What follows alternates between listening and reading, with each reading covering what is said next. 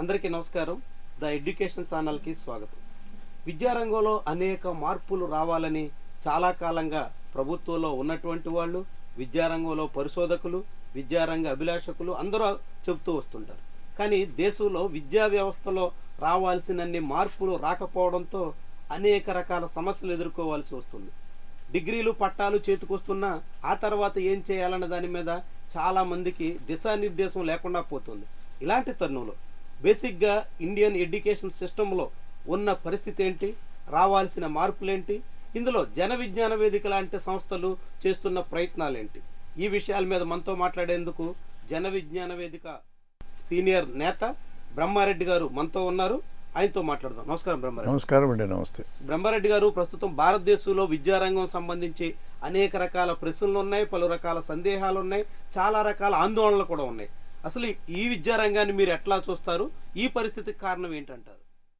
ఒక దేశంలో మంచి జరగాలన్నా చెడు జరగాలన్నా ప్రధానమైన పాత్ర వహించేది విద్యారంగమే. అందువల్ల దేశ భవిష్యత్తు క్లాస్ రూమ్లో నిర్మాణం జరుగుతుందని కొతారి చెప్పాడు. There is definite meaning in that. ఇందులో ప్లేయర్స్ చాలామంది ఉన్నారండి.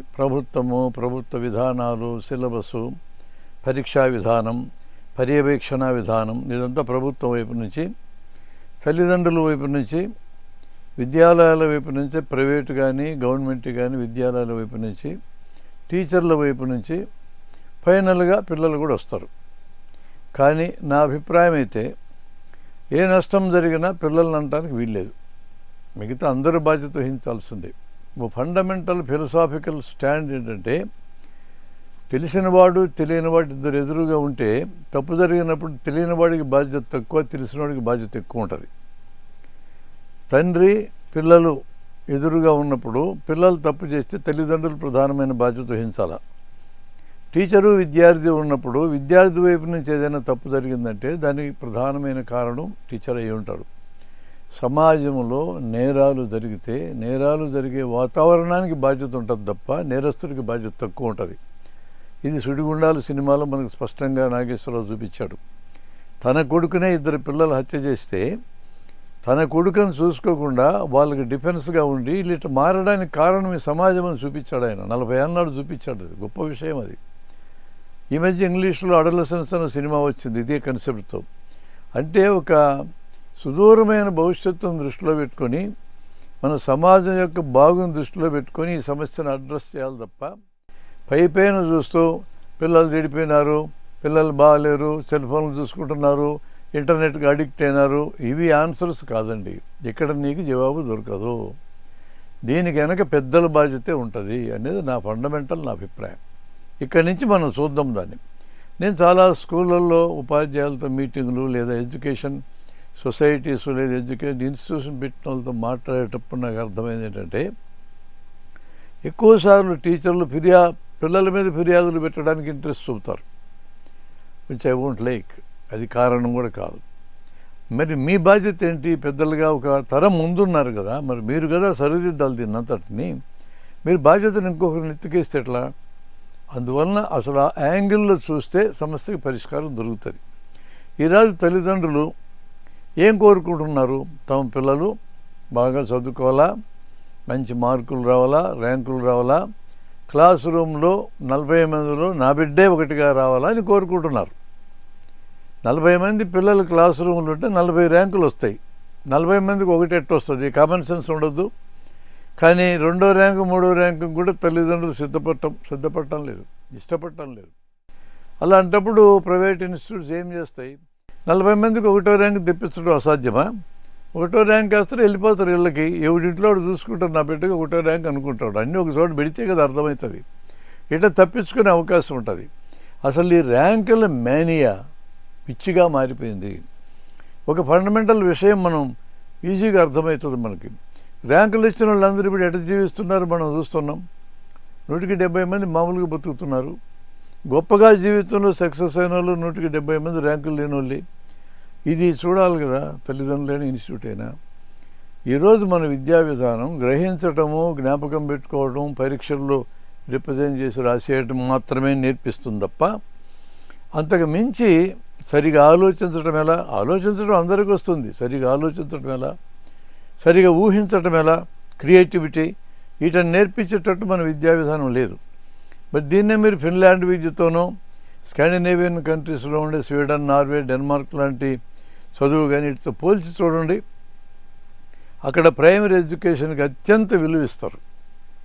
ప్రైమరీ ఎడ్యుకేషన్ దాంట్లో చదువు చెప్పడానికి అర్హత మినిమం పిహెచ్డి.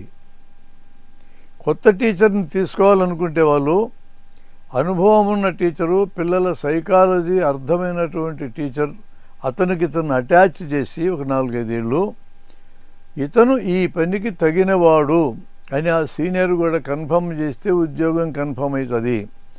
ఎక్కడైనా సరే పిల్లల్ని విసుక్కున్నా, పిల్లల్ని తప్పుపెట్టినా, పిల్లల్ని ఇతను బరువేయడానికి సిద్ధపడినా, ఇతను పిహెచ్డి చేసినా దీనికి అనర్హుడు అని చెప్పి ఆ ఉద్యోగం ఇయ్యరు. అందరికంటే ఎక్కువ జీతం ఎలిమెంటరీ స్కూల్ టీచర్లకు వస్తుంది. దేశంలో ఏవైనా పాలసీలు నిర్ణయించాలంటే ఈ టీచర్ల సలహా తీసుకుంటారు మొదట. ఎంత అద్భుతంగా విద్య ఉంటుందనే దానికి ఈ మధ్య జరిగిన ఉదాహరణ మీకు చెప్తా నేను. మా మిత్రుడు ఒకటి ఫిన్లాండ్ తన స్నేహితులను చూడడానికి వెళ్ళాడు. ఏదో కార్యక్రమానికి వెళ్ళి రాత్రి 1 గంటకి ఇంటికి తిరిగి వస్తున్నారు. రెడ్ లైట్ పడ్డది సిగ్నల్ దగ్గర. ఆపేసినాడు. నడుపుతుంది లోకలోడు, మా వాడు ఇక్కడి నుంచి పోయినోడు కాదు. ఏమిరా బండి ఆపేసినావు అన్నాడు. ఎర్ర లైట్ పడ్డది కదా, ఆపేయాలి కదా అని. ఎర్ర లైట్ పెడితే ఆపేది ఏంది, ట్రాఫిక్ లేదు, వెళ్ళిపో, మా దగ్గర ఇట్లా వెళ్ళిపోతాం అన్నారు. మన సివిక్ సెన్స్ అది. ఎర్ర లైట్ పడ్డా వెళ్ళిపోతాం, లేదా వెళ్ళిపోవడానికి లేదు అట్లా అన్నాడు. ఏం పోలీసులు చూస్తారనే అని అడిగాడు మనోడు. లేదు లేదు అన్నాడు. మరి ఇంటికి చలానా వస్తుందనే? ఏం కాదన్నాడు. అట్లా ఏం రావు ఇక్కడ అన్నాడు. మరి ఏందిరా నీ బాధ అన్నాడు. అర్ధరాత్రి ఎవరైనా పొరపాటున కిటికీలు తెరిచి పిల్లలు రోడ్ల పక్క చూశారనుకో, మనం సిగ్నల్ జంప్ అవ్వటం కానీ వాళ్ళు గమనిస్తే, ఓ ఇలా ఉందా నా దేశం అని వాళ్ళు అనుకుంటే నా దేశం ఏమవుతుంది? ఎంత కన్సర్న్ అండి పెద్దలకి. అట్లాంటి కన్సర్న్ లేని చోట్ల విద్య ఎట్లా బాగవుతుంది? మన దగ్గర ఎలా ఉంటుంది? క్యూలో సరిగా నిలబడం, తోసుకొని పోతుంటాం. బస్సులో 20 సీట్లు ఉన్నాయి, ఎక్కేది 10 మంది, ఇంకా 10 సీట్లు మిగిలితే తోసుకొని పోవాల్సిన పనే ఉందండి. అర్థమవుతుందిగా. ప్రతి చోట ఈ రకమైనటువంటి ఇండిసిప్లిన్ అనేది రాజ్యం వెళ్తుంది. ఇట్లాంటి సివిక్ సెన్సు, సరైన సివిక్ సెన్స్ మన దగ్గర లేకపోతే సమాజం నాశనం అవుతుంది అనేది కరెక్ట్. ఎక్కడ నేర్పాలా సరైన civic sense? It is always the school. ఇల్లు నేర్పాలా, కరెక్టే. ఇల్లు నేర్పలేకపోతే స్కూలే నేర్పాలా. ఇల్లు ఎందుకు నేర్పలేకపోతుంది? కుటుంబం బాగా నడవాలా, భార్యాభర్త ఇద్దరు సంపాదించాలా, పరుగులు ఉరుకులు, పిల్లలతో క్వాలిటీ టైం 1 గంట ఇవ్వడానికి కూడా తల్లిదండ్రులు సిద్ధంగా లేరు. సంపాదించి పిల్లలు ఏం కోరితే ఆ వస్తువు ఇవ్వడమే ప్రేమ అనుకుంటున్నారు. ప్రేమ అంటే అది కాదు. తన పిల్లలు తనకంటే గొప్పగా ఎదిగి రేపొద్దున మనం మాయమైపోయినాక 10 ఏళ్ళు 20 ఏళ్ళు ముందు చచ్చిపోతాం కదా మనం వెళ్ళిపోయిన తర్వాత ఈ సమాజంలో ఎటువంటి సమస్య మన బిడ్డలకు ఎదురైనా వాళ్ళంతటి వాళ్ళే ఎదుర్కోగలిగేటట్టు మన పిల్లల్ని తయారు చేయటమే నిజమైన ప్రేమ. ఈ నిజమైన ప్రేమ ఇదని ఎంతమందికి తెలుసు? నా పిల్లలు సెల్ ఫోన్ అడిగితే కొనియడం, మోటార్ సైకిల్ అడిగితే కొనియడం, ఏది అడిగితే అది కొనియడం. నేను ఫ్రీగా ఉంటాను నా పిల్లలతో, మా పిల్లలు తిట్టను, ఏమడిగినది ఇస్తా. దీని ప్రేమ అనరు. ఏది అడిగితే అది ఇవ్వండి, తప్పులేదు, కానీ ఇవ్వగల వాళ్ళే చూసుకొని ఇవ్వండి. పిల్లలకి నీ బాధలు అర్థమయ్యేటట్టు చేయి. పిల్లలు కూడా నీ కుటుంబంలో భాగస్వాములు కావాలా, కేవలం ఫిజికల్గా కాదు, మెంటల్గా కూడా, ఎమోషనల్గా కూడా. నువ్వు బాధపడుతూ బాధ నీళ్ళు దాచుకొని నా పిల్లల కోసం దాచుకుంటున్నా అంటే కరెక్ట్ కాదు. బాధపడు, తప్పులేదు. ఇలాంటి బాధ నేను పడుతున్నా నీ కోసం అనేది వాడికి అర్థం కావాలి. చాలా ఎర్లీ ఏజ్లో పిల్లలు నీకు సహాయకారులుగా మారాలి, నీకు స్నేహితులుగా మారాలి అనే కన్సెప్ట్ను మన పిల్లలకి నేర్పడమే నిజమైన ప్రేమ అవుతుంది. అలాంటి ప్రేమ అనే దాన్ని మన పిల్లలకి అందించకపోతే ఏమవుతుంది? చిన్నపిల్లలే నేరస్తులుగా మారుతారు.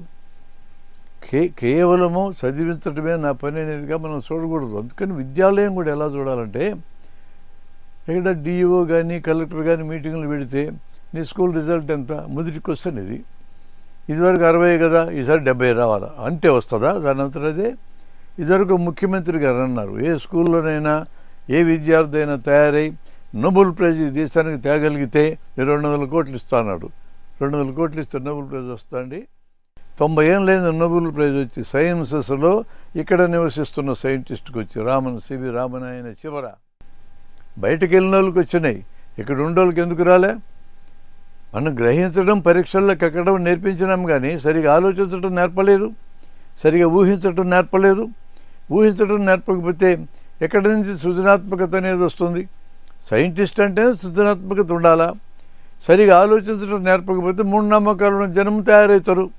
చదువుకున్న వాళ్ళు మూఢనమ్మకాలు ఇబ్బడిముబ్బడిగా ఉన్నాయి. ఈ రోజున చదువు లేని గ్రామస్తుల్లో మూఢనమ్మకాలు ఉంటాయి అంటున్నారు ఇప్పటిదాకా. అంతకంటే మించి కొన్ని రెట్లు ఎక్కువ చదువుకున్న వాళ్ళు సిటీస్లో ఉన్న వాళ్ళు ఉన్నాయి. ఎక్కడి నుంచి వస్తుంది ఇవన్నీ? సరే, ఇల్లు తనకు చేతనైనంత మంచిని చెప్తుంది, చెడు చెప్తుంది, తెలియక చెప్తుంది ఇల్లు. కానీ స్కూల్ అట్లా కాదే, తెలుసుకొని ఉన్నవాళ్ళు కదా ఇల్లు. సరైన విషయాలు తెలుసుకొని చెప్పాలి కదా. స్కూల్ లెవెల్లో శాస్త్రీయంగా ప్రయోగానికి నిలబడినట్టు వాటినే కదా చెప్పాలా. కాంట్రవర్సీ ఉండే ఇష్యూస్ స్కూల్ లెవెల్లో చెప్పకూడదు. ఇది విద్యా విధానంలో ఫండమెంటల్. హైయర్ ఎడ్యుకేషన్కి వెళ్ళినాక ఓ కాంట్రవర్షియల్ ఇష్యూ ఉంటే రెండు పక్కల వాదనలు పిల్లలకి చెప్పచ్చు. వాళ్ళ ఇంగితంలోంచి, వాళ్ళ జీవితానుభవంలోంచి ఏది కరెక్టో తేల్చుకోవడానికి వాళ్ళకి ఛాయిస్ ఇవ్వచ్చు. అది హయ్యర్ ఎడ్యుకేషన్లో ఉండాలి. కింద ఎడ్యుకేషన్లో ప్రూఫ్ లేని చెప్పకూడదు. చెప్తున్నారు అట్లా. తెలుగు పాఠంలోనేమో హిరణ్యాక్షుడు భూమిని ఎత్తనేసుకొని పరిగెత్తా ఉంటే వరాహ అవతారం ఎత్తిన విష్ణుమూర్తి గారు పరిగెత్తుకెళ్ళి ఆయన సముద్రంలో నడుములో నీళ్ళలో నిలబడి ఆయన కొట్టి దాన్ని విడదీసినాడంటే చెప్తారు. పక్కనే సైన్స్ మాస్టర్ వచ్చి భూమి గుండ్రంగా ఉన్నది, ఈ గుండ్రంగా ఉన్నదాన్ని మనం తెలుసుకోవడానికి సముద్రంలోంచి వచ్చే చాప యొక్క తెరచాప ముందు కనపడుతుంది, సముద్రంలోంచి వచ్చే పడవ యొక్క చాప కనపడుతుంది, తర్వాత బాడీ అంతా కనపడుతుంది. అది ఒక ఎవిడెన్స్ మనకని చెప్తారు. ఇప్పుడైతే బయటకు వెళ్ళి ర్యాకెట్ మించి ఫోటోలు తీస్తే భూమి గుండ్రంగా ఉన్నట్టు కనపడుతుంది. ఇప్పుడు అంత కష్టం కూడా అక్కర్లా. మరి యొక్క క్లాసు వేయడం 40 నిమిషాలు వేయడంలో ఈ నిట్ట ఆయన అట్టా చెప్తే ఏం చెప్పాలి పిల్లలకి? ఏది నిరూపించబడ్డదో అదే చెప్పాలా? అప్పుడు హిరణ్యాక్షుడి కథ ఎట్లా చెప్పాలా? ఇది కథరానైనా ఇట్లాంటి పురాణాలు కథలు కల్పించగలిగినటువంటి సృజనాత్మకత మన పూర్వీకులకు ఉన్నది. మన వాళ్ళు గొప్పతనం అదని చెప్పుకో, ఏం తప్పులేదు. అంత సృజనాత్మకత కలిగిన మన పూర్వీకులు తక్కువ చేసి మనం మాట్లాడకూడదు. అంత కల్పితం చేయగలిగినారు, అంత ఊహలు చేయగలిగినారు అని అనుకొని చెప్పాలి. కానీ అదంతా జరిగిందని చెప్తే నడుములోతో నీళ్ళల్లో నిలబడి కొట్లాడినారు అంటున్నారు కదా. పిల్లాడు అడుగుతాడు టీచర్ని, సముద్రం ఎక్కడుంది సార్ అంటాడు. సముద్రం భూమి మీద ఉంది.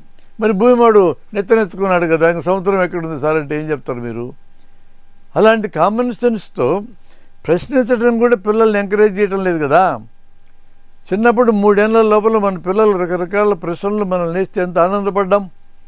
భలే ప్రశ్న వేసినారా నా బిడ్డలను చెప్పుకున్నాం కదా దేశమంతా.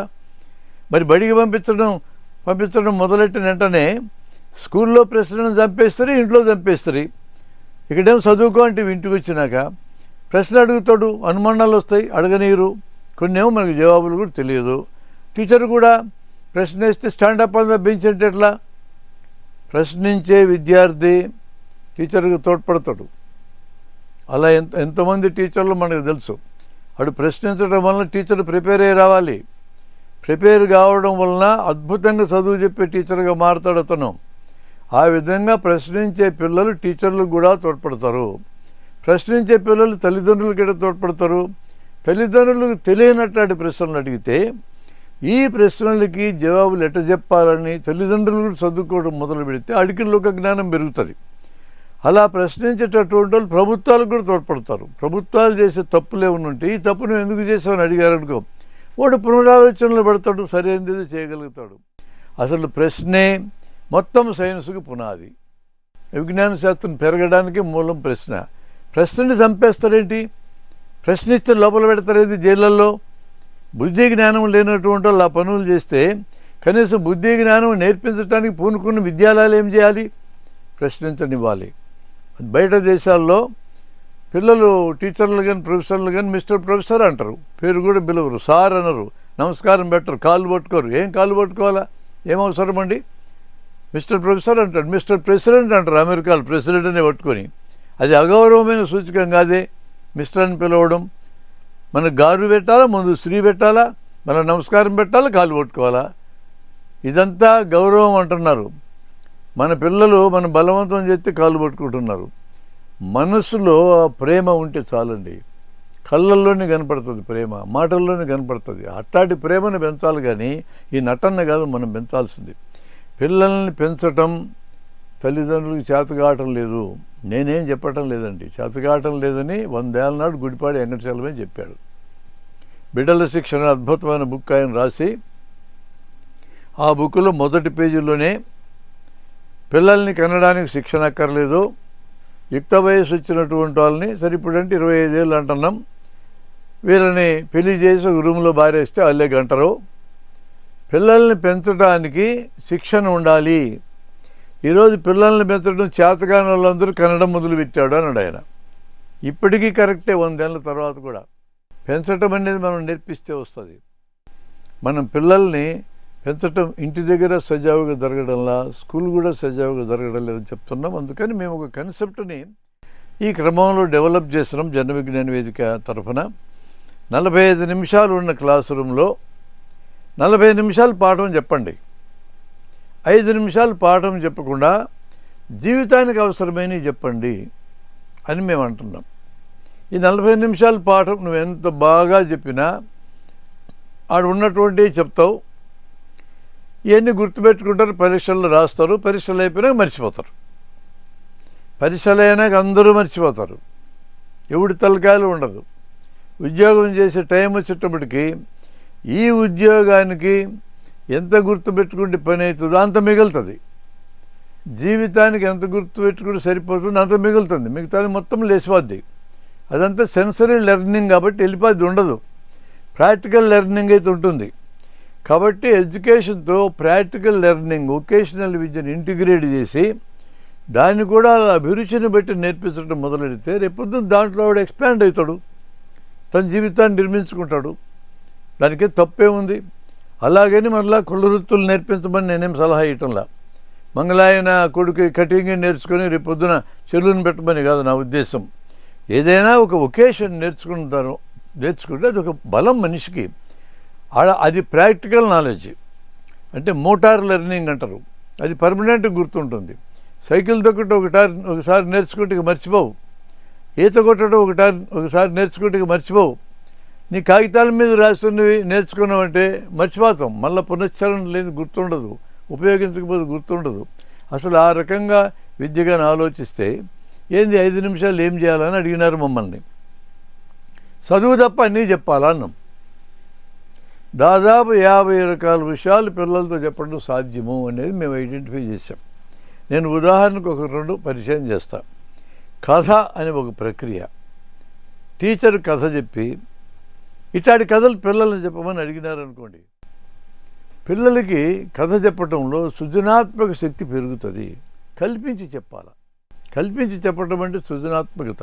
నువ్వు ఒక ఎగ్జాంపుల్ ఆ కథను సగంలాపి వాళ్ళని పూరించమను, ఇట్లాంటి కథ ఇంకోటి చెప్పమను. చిన్న చిన్న కథలే కథ రూపంలో చెప్పింది పర్మనెంట్గా గుర్తుంటుంది. మేము ఒకసారి మనిషికి భూమి ఎంత కావాలని కథ చెప్పాను. జస్ట్ 4-5 నిమిషాలు అయిపోద్ది కథ.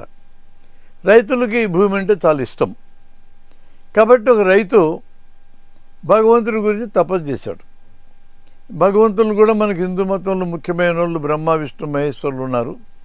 బ్రహ్మదేవుడు 4 తలకాయలు ఉండి సృష్టి చేస్తూ ఉంటాడు, చాలా బిజీగా ఉంటాడు ఆయన ఎవరు తపస్సు చేసినా రాడు. ఆయన ఆ పని మీదనే తలముంటకలుగా పని ఉంటుంది. భారతదేశంలో జనాభా బంగ్లాదేశ్, లంకలో జనాభా పెంచే పని అంతా ఆయన మీద పడ్డది.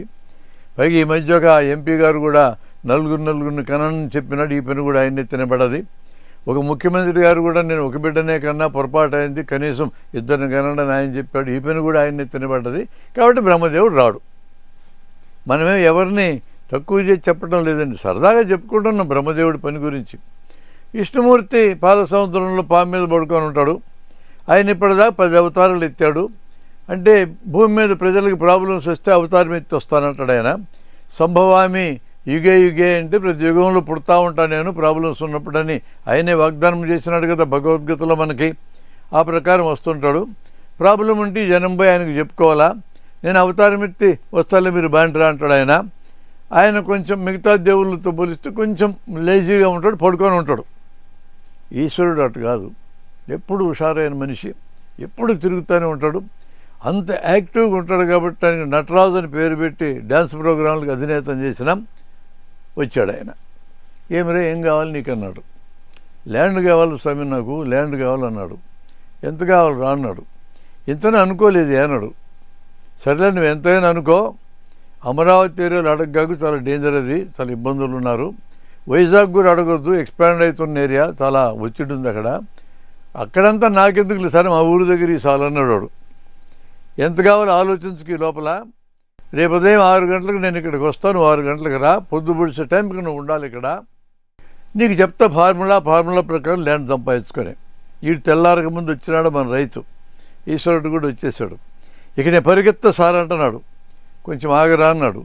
నీకేం సార్ మస్తు చెప్తావు ఆగమని. ఆగితే ఎకరాలు పోతుంది సార్, నాకు ల్యాండ్ అంటే చాలా ఇష్టం అన్నాడు. నేను అదే చెప్పబోతున్నారా, ఎక్కడన్నా టిఫిన్కి ఆగితే అరెకరా పోద్దని, చేయను లేనాడు. భోజనానికి అయితే ఎకరా పోద్దని. ఇంకేమో ఒక పూట తినకపోతే ఏమవుతుంది స్వామి అన్నాడు. అంతే ఒంటేళ్ళకి దొడ్డుకి ఏమి ఇట్టాటన్ని పెట్టుకోకు, పరిగెత్తడం మొదలుపెట్టిప్పుడు తిరిగి ఇక్కడికి రావాలా, పొద్దుగుకే లోపల వెనక్కి తిరిగి చూడకుండా పరిగెత్తాలా. ల్యాండ్ మొత్తం నీదే అన్నాడు. టోటల్ ల్యాండ్ నాదేనా అన్నాడు. టోటల్ ల్యాండ్ నీదే అన్నాడు. ఇక పరుగు సాయంత్రం దాకా పరిగెత్తాడు 12 గంటలు. ఇక ఎంతకీ రావడంలా. స్వామి అక్కడే కూర్చొని ఉన్నాడు. చివరి కూడా పర్లాంగ దూరంలో కనపడ్డాడు. వచ్చేసినాడు. మొత్తం మీద ఇడు అనుకున్నాడు, ఆడు అక్కడే పడిపోయాడు. కాసేపు చూశాడు లేవడంలా. ఈయన ఎదురుపోయి మెడలెట్టి ఏలు పెడితే నాడలేదు, చచ్చిపోయాడు.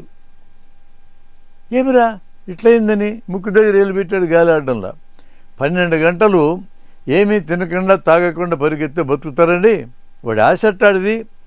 చివరికి ఆ చుట్టుపక్కల ఉండే పొలాల్లో రైతులను పిలిచి, నేను వెళ్ళాలా, వేరే చోట వరాలు అడిగే జనం ఉన్నారు, ఈయన్ని పాతిపెట్టండి, 6 అడుగులు పొడుగు, 2 అడుగులు ఎడల్పు, 3 అడుగుల్లో గొయ్యి తీసి ఈయన పాతిపెట్టండి అని చెప్పి వెళ్ళిపోయాడు. ఫైనల్గా భూమి ఎంత కావాలా చచ్చిపోయినాక? పాతి పెడితే 6 × 2 × 3 అడుగులు. కాలబెడితే ఇది కూడా అక్కర్లా, గాల్లో గెలిచిపోతారు. అయ్యా నువ్వు కోట్లు సంపాదించవచ్చు, బోల్డ్ ఆస్తులు ఉండొచ్చు, ఎందరో కొంపల ముంచి ఉండొచ్చు, ఫైనల్గా నువ్వు చచ్చిపోతావు. అట చచ్చిపోకుండా ఉండేవాడు ఈ భూమి మీద లేడు. నీకు చివరికి దాకలేదు, అంతే భూమి. అసలు కొన్ని చోట్ల చనిపోతే నీకు భూమి లేదు, ఏమి లేదు, కుళ్ళిపోతావు అట్లే. అలాంటి దానికి ఇన్ని అక్రమాలు, ఇన్ని ప్రలోభాలు, ఇన్ని దుపనాశనం కార్యక్రమాలు, ఇంతమంది కొంపల ముంచడం చేయాలనా అనే ఒక కన్సెప్ట్ పిల్లలకి, డబ్బు ఎంత ఉండాలా, ధనం ఎంత ఉండాలా, ఆస్తులు ఎంత ఉండాలా, వస్తువులు ఎంత ఉండాలా అనేది మనం నేర్పించడానికి, పిల్లలకి ఆ జీవనశైలి నేర్పించడానికి ఈ కథ ఎంత అద్భుతంగా ఉపయోగపడుతుంది. ఈ కథ రాసింది టాల్స్టాయ్. ఇటు రాయలా, నేను మన తెలుగుకు సరిపోయేటట్టు మార్చిన. ఏం మారిస్తే తప్పే ఉంది, అవసరాన్ని బట్టి మారుస్తాం. అట్లా కథ అనే రూపంలో మన పిల్లల్ని అద్భుతంగా ఓరియంట్ చేయొచ్చు. చిన్న కథలే. ఇలాంటి కలెక్షన్ మేము దాదాపు 300 కలెక్షన్ చేసినాం. దగ్గరలో పుస్తకం వేయాలని నిర్ణయించుకున్నాం. టీచర్స్కి ఇది హ్యాండ్ బుక్గా ఇవ్వాలనుకుంటున్నాం మేము.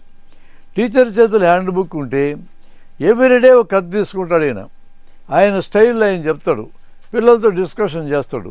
ఈ కథ ఇచ్చే నీతి గతంలో లాగా కింద నీతి అని రాసి ఇవ్వక్కర్లా, అది అంతర్లీనం, ఆటోమేటిక్గా నీతి వెళ్ళిపోవాలా. పిల్లలకి ఆ విధంగా కథలు చెప్పడం, చెప్పించడం అనే ద్వారా సృజనాత్మకతను పెంచడానికి వీలవుతుందని మేము అభిప్రాయపడుతున్నాం. ఇలాంటివే పర్సనాలిటీకి సంబంధించినవి చెప్పచ్చు, వ్యక్తిత్వానికి సంబంధించినవి. చిరునవ్వు ఎంత గొప్పదో చెప్పలేమా మనం? చాలామంది మనుషులు టెన్షన్లు పెరిగి ఎప్పుడూ ముఖం మార్చుకున్నట్టు ఉంటారు. ముఖం మార్చుకున్నట్టు ఉండేవాడికి 40 రకాల రోగాలు వస్తాయి వైద్యపరంగా చూస్తే. చిరునవ్వు ఉండేవాడికి 40 రకాల రోగాలు రావు. చిరునవ్వు నవ్వడానికి ఏం ఖర్చు అవుతుందండి? పసిపిల్లలు ఎవడు అడగకుండానే బోసినవ్వులు నవ్వుతారు కదా. పుట్టుకతోనే వచ్చింది కదా చిరునవ్వు మనకి. తర్వాత ఎందుకు మనం రద్దు చేసినాం, దాన్ని పోగొట్టినాం. టెన్షన్లు పెట్టి, అకాడమిక్ ప్రెషర్స్ పెట్టి. మనం ఒక దేశం అనుకుంటున్నారా? ప్రపంచమంతా అకాడమిక్ ప్రెషర్స్ పెట్టారు. ఈ రకమైన ప్రెషర్ని ఫిన్లాండ్ విద్యలో ఉండదు, గమనించండి. వాళ్ళు 3 ఏళ్ళకి బడికి వెళ్తారు పిల్లలు.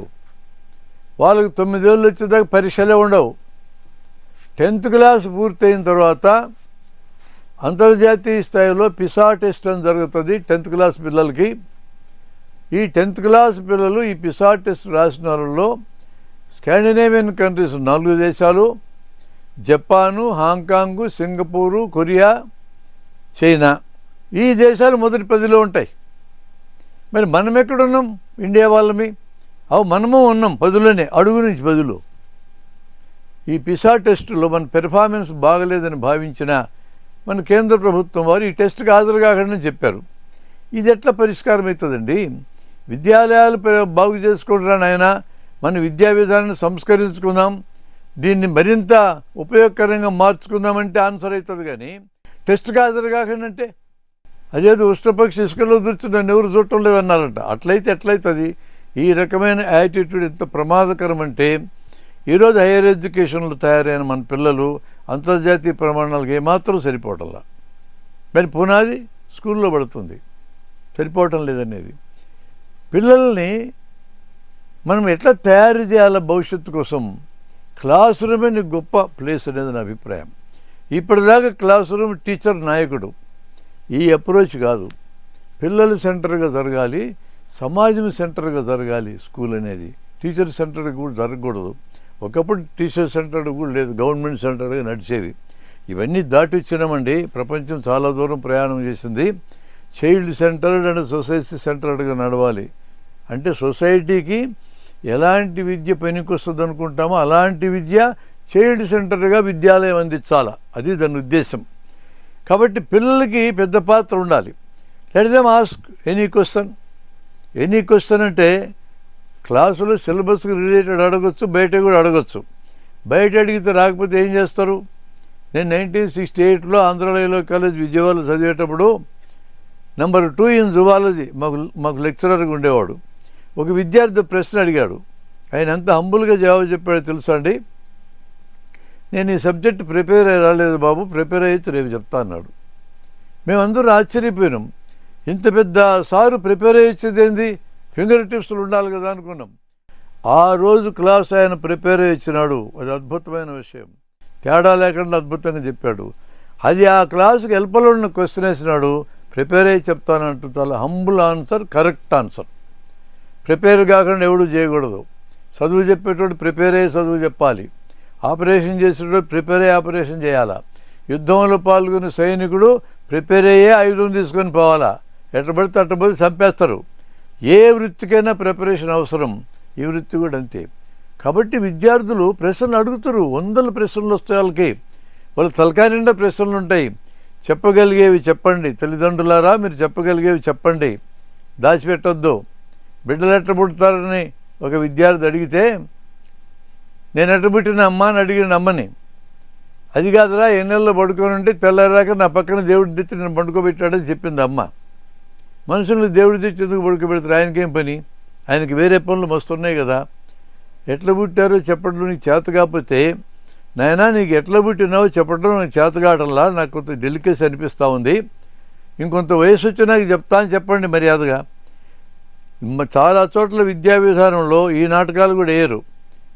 మాకు మెడికల్ కాలేజ్ ఉంది. మెడికల్ కాలేజీలో క్లియర్గా స్త్రీ ప్రత్యుత్పత్తి విధానం, పురుషుడు ప్రత్యుత్పత్తి విధానం చెప్తాము నేరుగానే. సైన్స్ను సైన్స్గా చెప్తే ఏముంది అందులో బూతుగా ఎవరు భావించరు. నేను ఒకసారి 40 మంది టీచర్లకి అడోలసెన్స్ ఎడ్యుకేషన్ మీద ట్రైనింగ్ ఇచ్చే, అందులో సెక్స్ ఎడ్యుకేషన్ కూడా భాగం. చక్కగా విన్నారు, అర్థం చేసుకున్నారు. ఇట్లా చెప్తే ఏముంది సార్, దాన్ని పిల్లలు మాత్రం ఫీల్ అయ్యేది ఏముందని అన్నారు.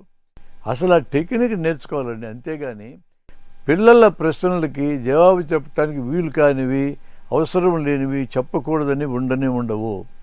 దాచిపెడితే ఇంక్విజిటీ పెరుగుతుంది. పిడికిలు పట్టుకుంటే ఏముంది అనుకుంటూ ఉంటాం.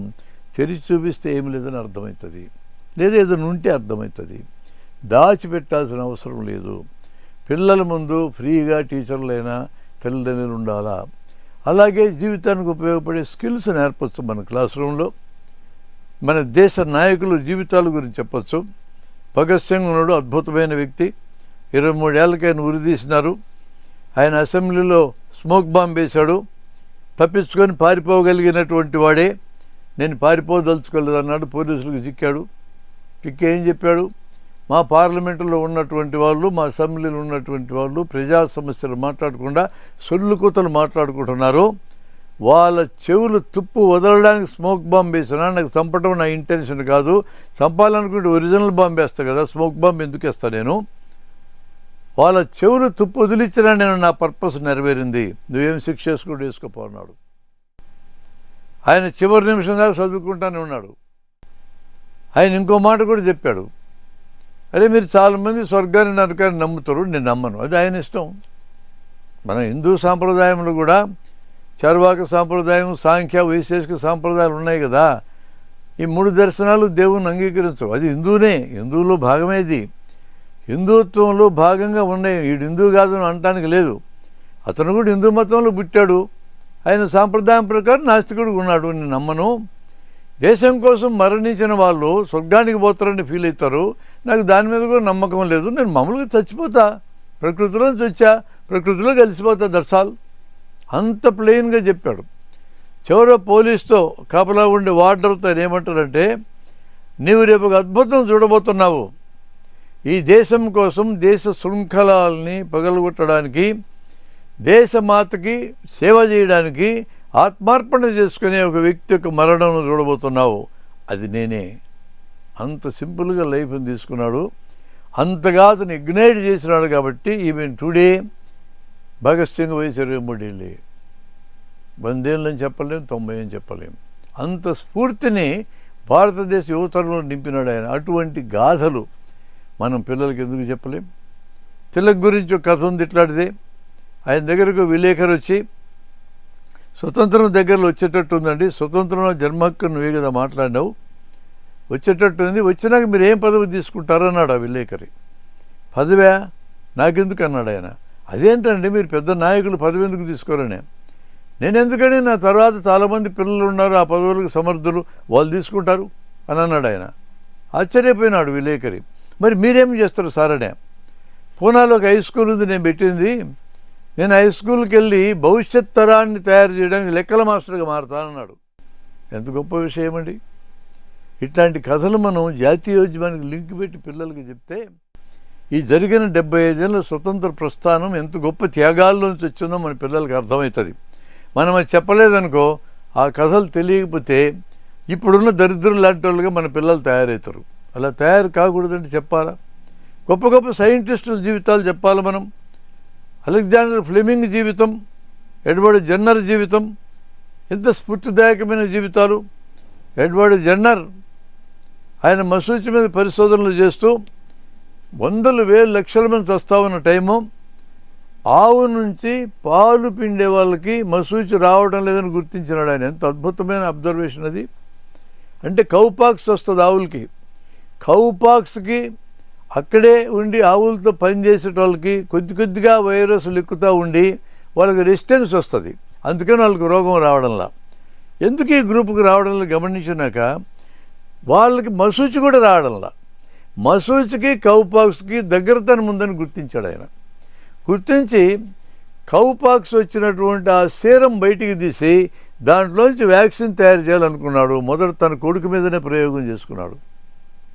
కొడుకు బతికాడు, వాడికి మసూచి రాలే.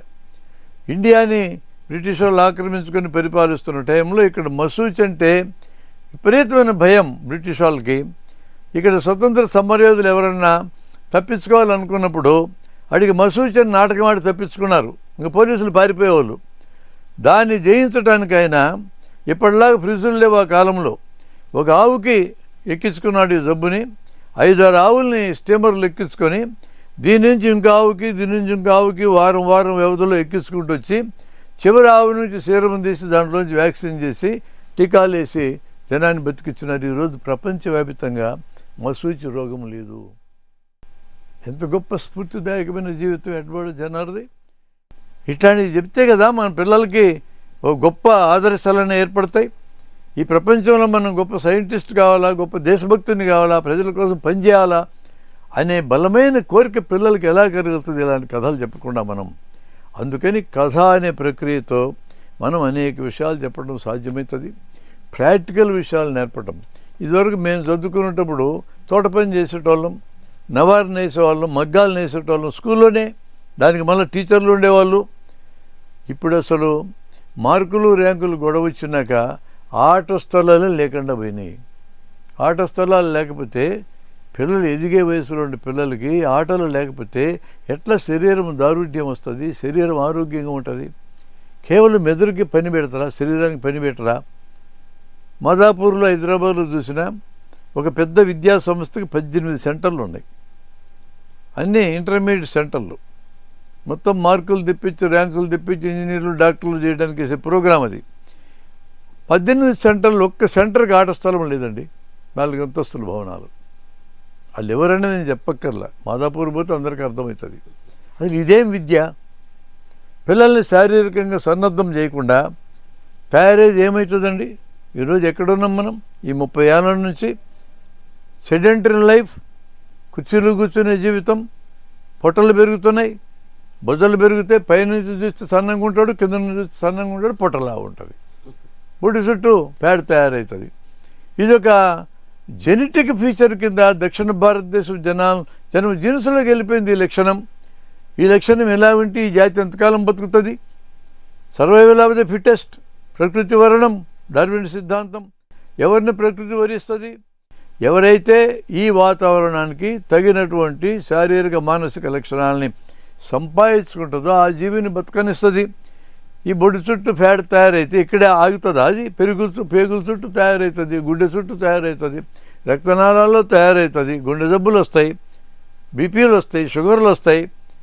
వీళ్ళందరూ 70-80 ఏళ్ళకల్లా అయిపోతారు. 100 ఏళ్ళు 200 ఏళ్ళు బతకాలనుకుంటున్నారు కదా ఈ రోజున. బతకారు వీళ్ళందరూ. దీనికి తోడు మనకు వచ్చిన అలవాటు ఉత్తర భారతదేశంలో గత 2000 సంవత్సరాలుగా జీను సంకరం జరగడం ఆగిపోయింది. కారణం కుల వ్యవస్థ. ఏ కులంలో ఆ కులంలోనే పెళ్ళిళ్ళు చేసుకోవాలా, బయటకు వెళ్ళకూడదు. ఈ ధోరణి వలన జీను సంకరం జరగల, వీక్ అయిపోతుంది ఆ జాతి. ఇంక 2000 ఏళ్ళైనా బతుకుద్దా జాతి? బతుకుద్దు అనుమానమే. అసలు మానవ జాతి ఇక్కడ దాకా బతికిందంటే మూల కారణం జీను సంకరమే. ఒక జాతి ఇంకో జాతితో సంకరం చెందడమే మూల కారణం.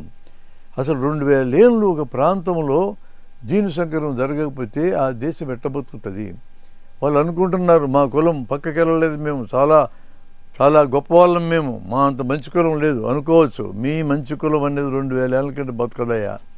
మీరు సంకరాన్ని అనుమతించటరా. సైన్స్ ఏం చెప్తుందంటే కులాంతర, మతాంతర, దేశాంతర, ఖండాంతర వివాహాలు మాత్రమే మానవ జాతిని బతికిస్తుంది. తన కులంలో పదే జరిగితే బతకదు. ఇట్లాంటి విషయాలు ఎక్కడ చెప్పాలా? మనం క్లాస్ రూమ్లో చెప్పాలా? సైన్స్ని ఎంత అందంగా చెప్పచ్చు క్లాస్ రూమ్లో. ఒక సంఘటనలో చెప్పచ్చు మనం. ఒక ఆపరేషన్ జరుగుతుంది, సిజేరియన్ ఆపరేషన్.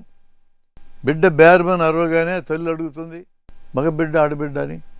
మగబిడ్డ అంటే ముఖం మతాబులు వెలుగుతుంది, ఆడబిడ్డ అనగానే చిన్నబుచ్చుకుంటుంది. ఏం ఆడపిల్ల అయితే అంతలా చిన్నబుచ్చుకునే పరిస్థితి ఎందుకుంది? కల్చర్ అట్లుంది.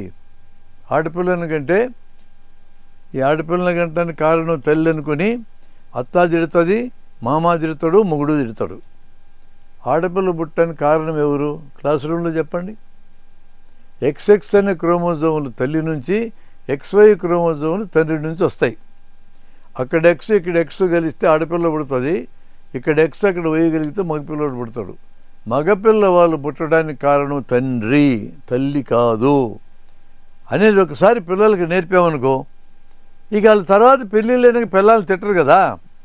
ఇక్కడ నేర్పిస్తే జీను సంకరం జరిగితే బలమైన జాతి తయారైద్దని నేర్పిస్తే మానవ మూలాలు 3 లక్షల ఏళ్ళు వెనక్కి వెళ్ళి అవన్నీ ట్రేస్ చేసి మనం క్లాస్ రూమ్లో చెప్పగలిగితే వాళ్ళు కులాంతర మతాంతర వివాహాలకు సిద్ధమవుతారు కదా.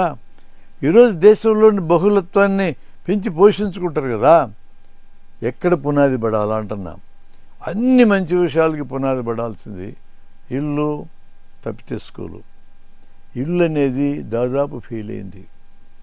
ఇంట్లో తల్లిదండ్రులు బతకడం కోసం ఇద్దరు పనిచేయాల్సిన అవసరం వచ్చినాక పిల్లలకి క్వాలిటీ టైం ఇవ్వడంలా. క్వాలిటీ టైం ఇవ్వలేక సెల్ ఫోన్ వాళ్ళ ముఖాన్ని బారేస్తున్నారు. ఇప్పుడు సెల్ ఫోన్కి అడిక్ట్ అవుతున్నారు, తిడుతున్నారు. నువ్వే కదా సెల్ ఫోన్ ఇచ్చిన వాళ్ళకి. సెల్ ఫోన్ అద్భుతంగా వాడుకోవడం ఎట్లా నువ్వు ఎందుకు నేర్పలా? ఈ సెల్ ఫోనే గ్రోక్ ఉంది, డీప్ సీక్ ఉంది, చాట్ జీపీటీ ఉంది. నువ్వు ఏం క్వశ్చన్ అడుగు మొత్తం నీ ముందు పెడుతుంది కదా. అది అట్లా వాడుకోవడం ఎందుకు నేర్పవు? ఈ పనికిమాలిన రీల్స్ నిమిషం అర్ధ నిమిషాన్ని ఎమోషనల్గా నిన్ను స్ట్రంగ్ చేసే వాటిని నేర్పించడం ఎందుకు? ప్రతి సైంటిఫిక్ అడ్వాన్స్, ప్రతి టెక్నాలజికల్ అడ్వాన్స్ 2 ఎడ్జెలు ఉంటాయి, దానికి మంచి చెడు. దాని తప్పు కాదు అది. కత్తి ఉంది, టెక్నాలజీ, గొంతులు కోయచ్చు, కాయలు కోసుకోవచ్చు. తుపాకీ ఉంది, క్రూర జంతువు మీద పడితే తుపాకీ బేల్చొచ్చు, యుద్ధాలు మనుషులు కూడా చంపొచ్చు. బాంబులు ఉన్నాయి, మా రాయలసీమలో రాళ్ళు లేపడానికి వాడవచ్చు, తలకాయలు లేపడానికి కూడా వాడచ్చు. వాటికేమి సంబంధం అండి? దాన్ని అనుకున్న మనుషులకు దానికి సంబంధం ఉంది.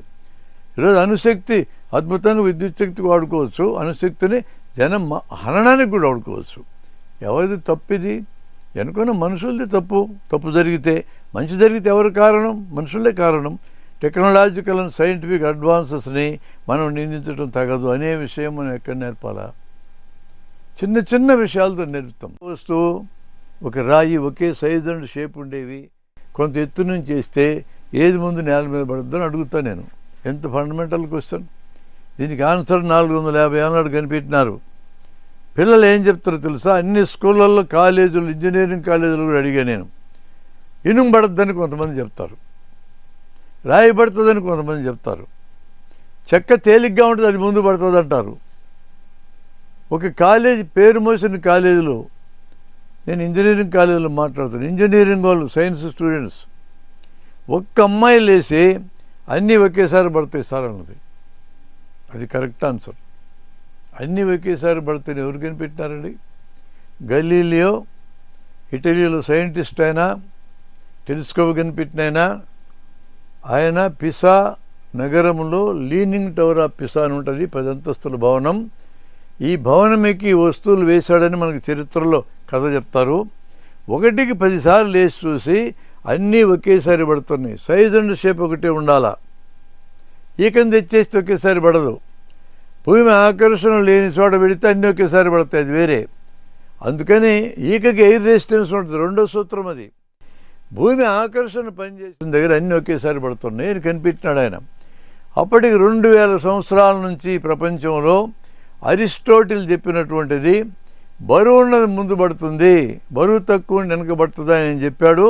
2000 ఏళ్ళు ప్రజల తలకాల్లో నడుస్తున్న ఒక నమ్మకాన్ని పటాపంచలు చేశాడు. That is the greatness of science. Who has to tell this? మన టీచర్లు చెప్పాల. అలా నువ్వు ప్రయోగం చేసి చూడొచ్చు. ఈ 3 వస్తువులు పట్టరా స్కూల్కి, ఇంత ఎత్తు నుంచి వదిలేయి, ఇక్కడ చూడు మ్యాట్రస్ మీద ఒకేసారి పడతాయి. ఆ తర్వాత 50 ఏళ్ళకి ఇలా పడడానికి కారణం ఏంటి? న్యూటన్ చెప్పినాడు భూమికి ఆకర్షణ అని. 450 ఏళ్ళ నాడు కనుక్కున్న విషయాన్ని ఈరోజు ఆధునిక యుగంలో మన పిల్లలకి ఆ విషయం అందకపోతే మనం ఏం చదువు చెప్తున్నట్టు అని. అట్లా సైన్స్లో ఎన్నైనా మనం క్వశ్చన్ లేయచ్చు. నిత్య జీవితంలో జరిగే అడగచ్చు. మీ ఇంట్లో గీజర్ ఉంది, ఒక లెవెల్కి హీట్ వచ్చిన తర్వాత ఆటోమేటిక్గా ఎట్లా ఆగిపోతుంది అడగచ్చు. పోయి అడగని ChatGPT నాకు చెప్తుంది. రైలు పట్టాల మీద రైలు బండి జారి కింద పడకుండా ఎలా పోతుంది? మ్యాగ్లివ్ అనే రైలు చైనాలో అసలు పట్టాల మీద చక్రాలు నడిపి పట్టాలు కూడా ఇనుప బద్దీలు ఉంటాయి, బద్దీలను పైకి లేసి నడుస్తుంది 4-5 సెంటీమీటర్ల పైకి. ఎట్లా నడుస్తుంది?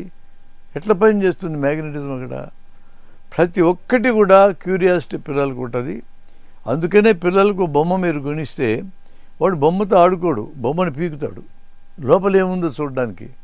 That is the inquisitivity of our child. మరి మనం ఏం చేస్తున్నాం ఆ పిల్లల్ని?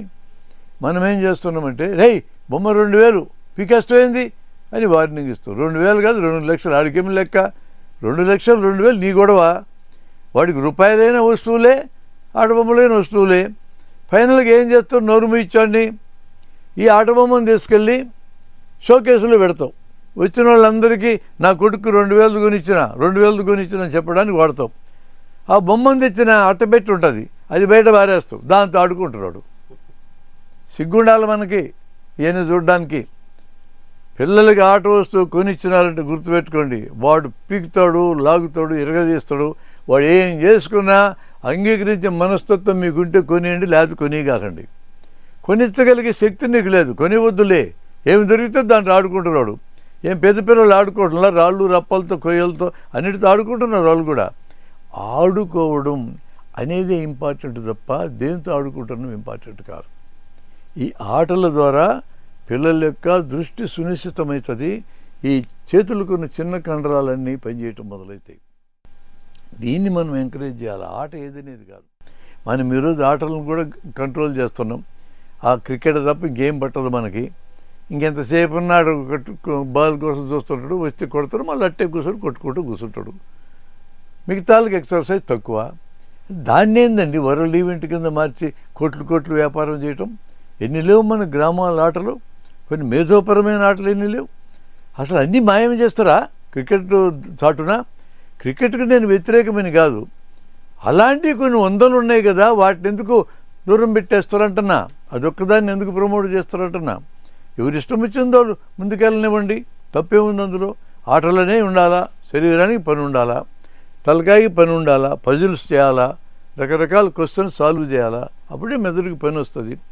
మెదడుని సృజనాత్మకంగా వాడుకునే పద్ధతిలో మీరు కానీ ట్రైనింగ్ ఇస్తే జ్ఞాపక శక్తి పోవడం జరగదు. అల్జీమర్స్ రాదు తొందరగా. అల్జీమర్స్ వస్తే అన్నీ మర్చిపోతారు. అది జరగకుండా ఉండాలంటే ఏ వయసు నుంచైనా సరే మెదడును పదునుగా పెట్టుకోవాలా. ఇట్లాంటి అన్ని ఎడ్యుకేషన్ సిస్టమ్ అడ్రస్ చేయాలని నా అభిప్రాయం. అట్లా 50 రకాలు మనం అడ్రస్ చేయొచ్చు. వీటన్నిటినీ టీచర్లకు మనం ట్రైనింగ్ ఇవ్వచ్చు. అందుకని టీచర్లకు మేము చెప్పేది ఏంటంటే, పరీక్షల కోసం మీరు చెప్పినవి పరీక్షలు అయినాక మర్చిపోతారు. జీవితం కోసం మీరు నేర్పించినవి జీవితాంతం గుర్తుంటవి. కాబట్టి జీవితం కోసం 5 నిమిషాలు ఖర్చు పెట్టండి. మిగతా 40 నిమిషాలు ఎటు మర్చిపోయే సబ్జెక్టుల కోసం కేటాయించుకోండి. థ్యాంక్ యూ బ్రహ్మారెడ్డి గారు.